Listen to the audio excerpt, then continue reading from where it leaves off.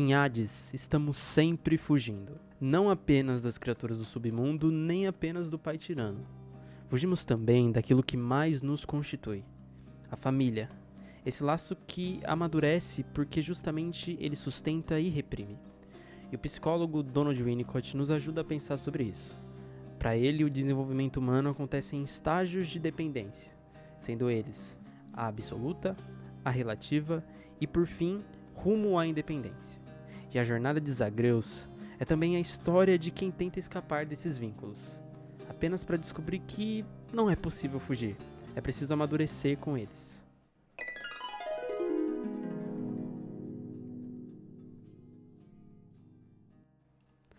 Em Hades, controlamos Zagreus, filho de Hades, o deus do submundo. Nos diálogos iniciais, ele parece um menino imprudente e arrogante, mas logo percebemos que essa postura esconde inquietações mais profundas. Desde o começo, a relação dos Zagreus com o pai é marcada pelo desafio constante, ordens frias, ausência de afeto e segredos não revelados. Mas Zagreus ele não convive apenas com Hades. A casa do submundo, esse local no qual nós somos inseridos logo no começo do jogo, ela é habitada por figuras mitológicas que compõem sua rede familiar ampliada. E dentre eles nós temos alguns personagens. A Nyx, que funciona como uma espécie de mãe simbólica, oferecendo acolhimento. Aquiles, que vai agir como um mentor e guia, transmitindo experiência. Megara, que mistura de certa forma uma rivalidade e proximidade, como um espelho das contradições afetivas. E Cérbero, o cão de três cabeças, que representa o amor simples e incondicional. Claro que nós temos outros personagens, mas só para citar, eu acho que esses são bastante importantes. Cada um desses personagens encarna à sua maneira uma função familiar. E Zagreus se fortalece em meio a esses vínculos, mesmo quando eles também lhe frustram ou decepcionam.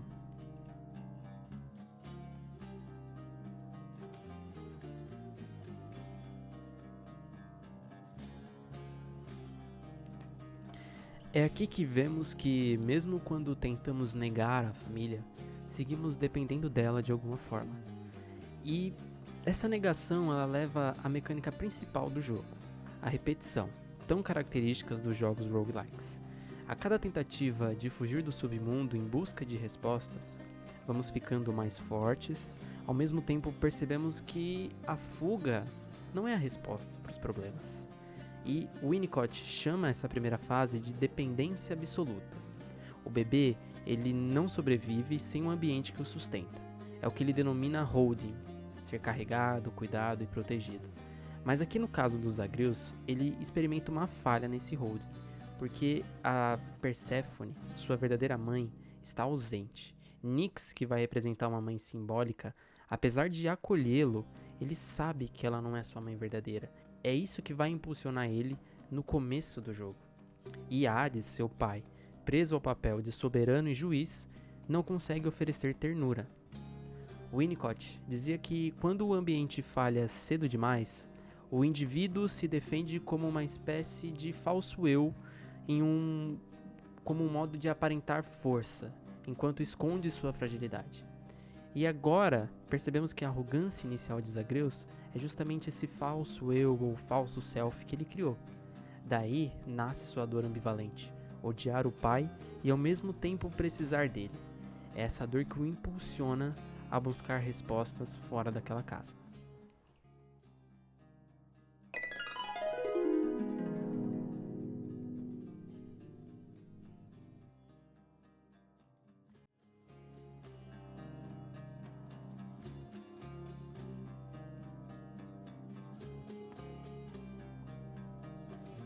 À medida que tentamos escapar do submundo, Zagreus vai criando vínculos com deuses que até então desconhecia. Esses encontros revelam partes novas de si e ampliam sua experiência. Mas o ponto de virada é o encontro com Perséfone, a mãe perdida. Aqui a gente entra no estágio denominado por Winnicott de dependência relativa. A criança já não é tão frágil quanto antes, mas ainda precisa de uma base para se apoiar. Segundo o próprio Winnicott, é nessa fase que começamos a perceber algo doloroso e libertador. A mãe falha, o pai falha e a família falha. E essa descoberta impacta até na gameplay, porque agora a gente tem um impulsionamento maior a querer buscar respostas depois desse primeiro encontro com Perséfone. E essa descoberta, ela poderia ser devastadora, mas é justamente ela que permite amadurecer. Para o Winnicott, o ambiente suficientemente bom não é o que nunca falha, mas o que falha de maneira suportável. A frustração se torna um treino para a realidade.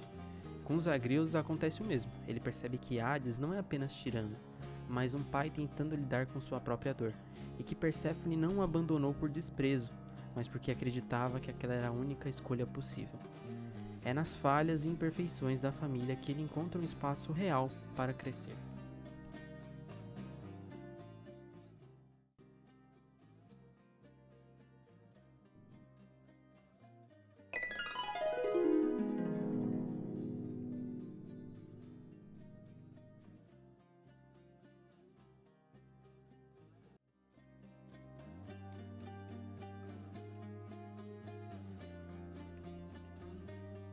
Ao final da jornada, Zagreus já não foge apenas do submundo. Ele já não busca apenas respostas. Ele se torna um catalisador de mudança. Alguém que é capaz de unir os fragmentos da família. Esse estágio é o que Winnicott denomina rumo à independência.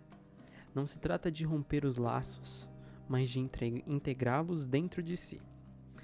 A verdadeira independência para Winnicott não é viver sem vínculos, mas poder sustentá-los internamente, reconhecendo que eles nos formam. E é muito interessante e simbólico que a história termine em uma festa, pois amadurecer é isso, transformar o conflito em convivência, integrar amor e ódio, acolhimento e ausência, presença e falha, unir os opostos.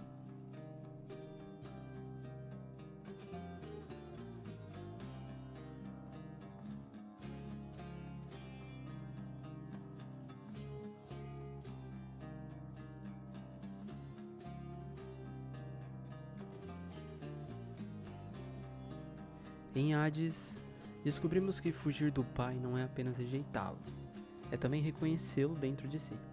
A família é prisão e é amor, e é justamente por isso que amadurecemos nela.